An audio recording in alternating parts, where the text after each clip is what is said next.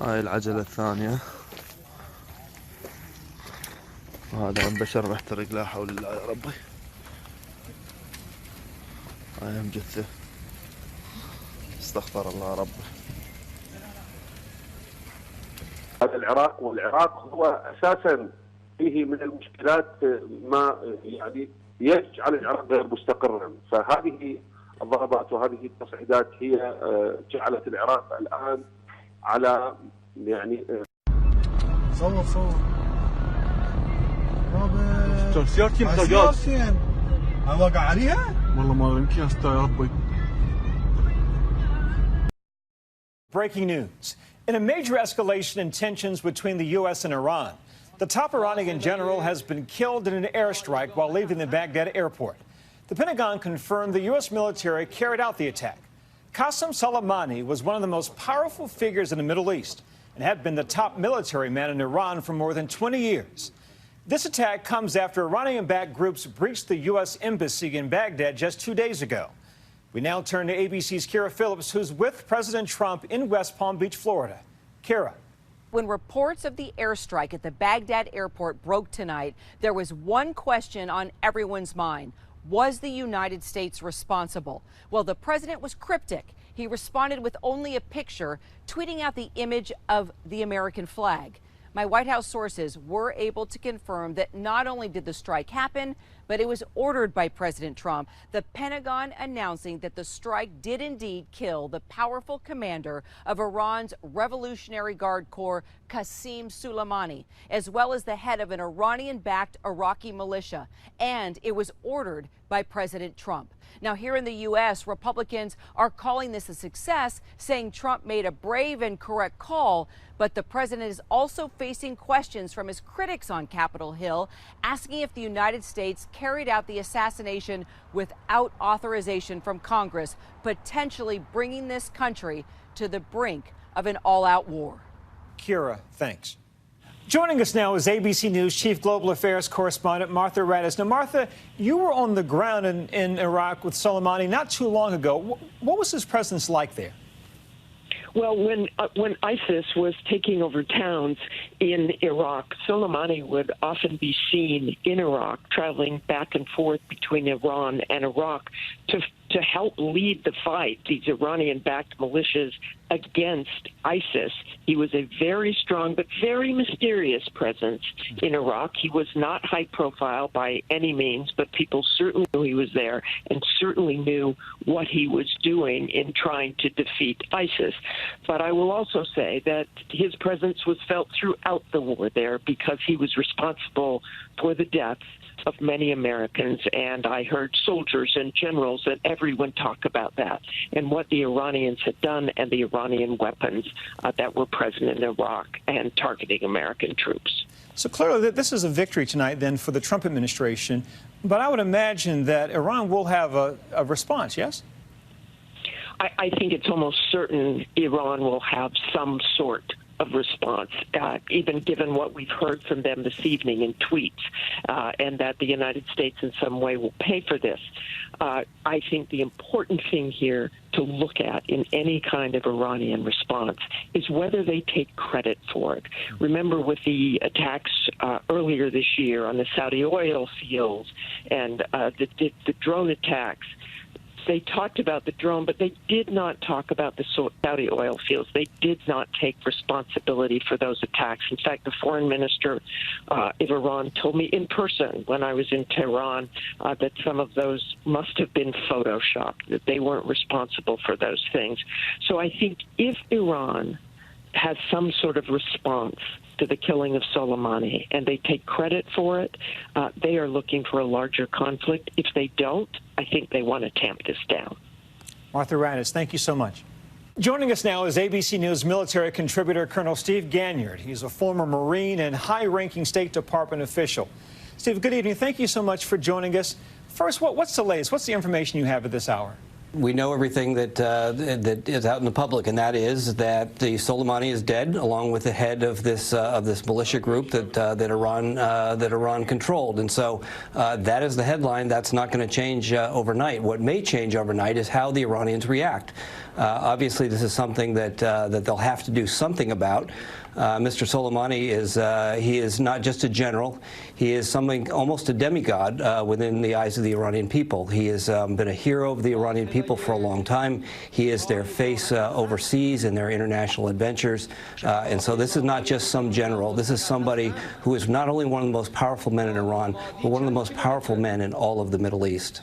So it seems that you would suggest that Iran will almost certainly have to respond. They're going to have to do something. I think that what they do and how much they do is up to them. The administration did two things that were very interesting today. One is that they said, we will hold Iran responsible for anything that happens. That means no surrogates, no Hezbollah, no tankers in the Gulf just mysteriously blowing up, no global hawks being shot down. Anything that happens, Iran will be held responsible by the U.S. So they no longer have the ability to hide behind their proxies, to hide behind their surrogates. So what they do will be up to them, but they know that if they get held responsible, that the U.S. very quickly could defeat their conventional military and leave them helpless. That's the real risk here, is that it turns into something that becomes a very dangerous conventional fight within the Persian Gulf. Based on what you just said, how likely is it at this point that more U.S. troops will be sent to the region? I think the posture that we have there is quite strong. It's certainly enough to deal with anything that the Iranian military could throw at the U.S. It just depends on what kind of response comes from it. If the Iranians decide to do something quiet, to hit back just to show that they did, then it'll be probably something that the troops there will be able to handle. The real danger here is, does it get out of hand? Do the Iranians respond, try to deflect the anger that is inherent in the Iranian people towards the Iranian regime? As you know, that there have been riots over the past few months. Thousands of Iranians have been killed by Iranian security forces in these riots. And so the Iranian regime wants to deflect that anger onto the U.S. So that is sort of going to be part of the calculus on how hard they hit back at the U.S. Colonel Steve Gagnier, thank you so much. The attack tonight, killing the top general in Iran, is just the latest in a troubled relationship between the U.S. and Iran, one that's been ongoing for 40 years since the regime took American hostages. But last summer, tensions began to increase once again. The U.S. calling the strike a success. For the Iranians, almost surely a call for retaliation. Iranian television announcing his death, saying Soleimani had been martyred after years of struggle for Islam. The Department of Defense confirming the attack, saying it was done, quote, at the direction of the president, adding this strike was aimed at deterring future Iranian attack plans. The attack came after continuing tension between the U.S. and Iran. In 2018, President Trump pulled out of the Iran nuclear deal brokered by President Obama. This was a horrible, one-sided deal. Just days ago on New Year's Eve, do I want to? No. I want to have peace. I like peace. And Iran should want peace more than anybody. So I don't see that happening. In April, the U.S. State Department made the unprecedented step of labeling the Iranian National Guard a terrorist organization. This historic step will deprive the world's leading state sponsor of terror the financial means to spread misery and death around the world. By early May, the U.S. aircraft carrier had been deployed to the region. Then a shocking escalation, a series of attacks on international oil tankers in the region's busy shipping channels. Smoke billowed hundreds of feet high from one of the crippled oil tankers. The tit-for-tat all leading up to a June 2019 attack on a U.S. drone. The Pentagon claims it was flying in international airspace, but Iran maintains the drone was in their territory. The Pentagon readies an airstrike, only to see a stunning reverse in course around 7 p.m. The U.S. military ready to launch warplanes and warships at Iranian targets, until one final meeting between the president and members of his national security team, where Trump made a dramatic reversal against the advice sources say of former National Security Advisor John Bolton and Secretary of State Mike Pompeo.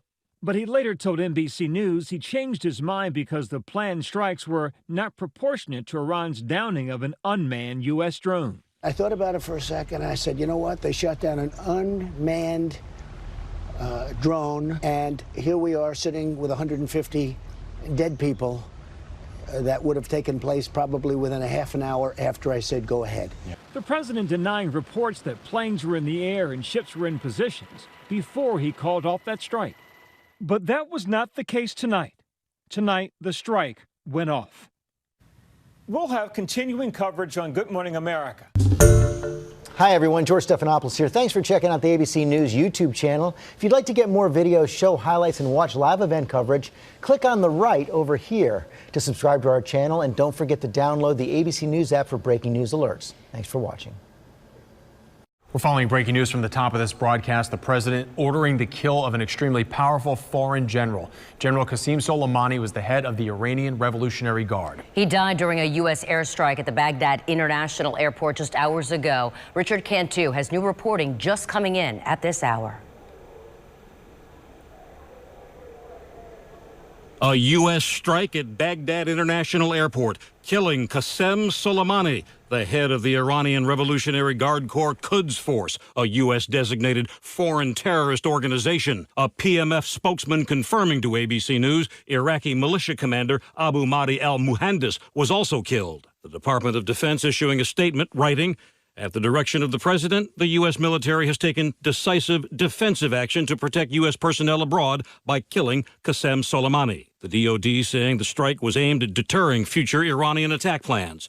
This comes after a stunning attack by Iranian-backed militias and Iraqi supporters on the U.S. Embassy in Baghdad, one of the most fortified in the world. For 2 days, protesters hurled rocks, setting embassy rooftops and guard posts on fire and ramming bulletproof windows. The U.S. rushing nearly 900 additional U.S. forces to the region. The president at Mar-a-Lago on New Year's Eve asked if he sees the U.S. going to war with Iran. Do I want to? No. I want to have peace. I like peace. And Iran should want peace more than anybody. Thursday night, following news reports that Soleimani had been killed, the president simply tweeting an image of the American flag. Richard Cantu, ABC News, New York. Meanwhile, still waiting word from the president right now. He's at his Mar-a-Lago home, but if he addresses the nation, we will bring it to you live. And of course, we'll have all the overnight developments when you wake up on Good Morning Tampa Bay.